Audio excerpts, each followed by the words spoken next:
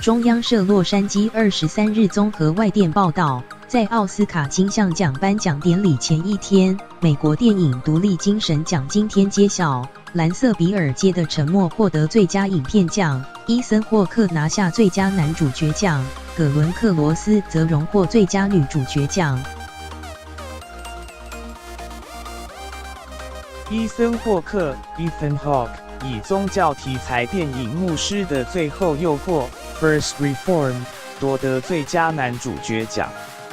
老牌女演员葛伦克罗斯 （Glenn Close） 持续横扫今年好莱坞颁奖季，她以《爱妻》（The Wife） 赢得最佳女主角奖，明天将朝奥斯卡丰厚之路迈进。导演巴瑞贾金斯 （Barry Jenkins） 凭着蓝色比尔街的沉默 （If Beale Street Could Talk） 拿下最佳导演奖。蕾吉娜·金恩 （Regina King） 也以这部佳作获颁最佳女配角奖。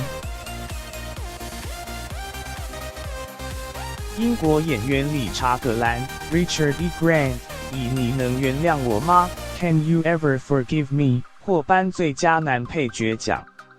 墨西哥导演艾方索·科朗 （Alfonso Cuarón） 的《罗马》（Roma） 仅拿下最佳外国影片奖。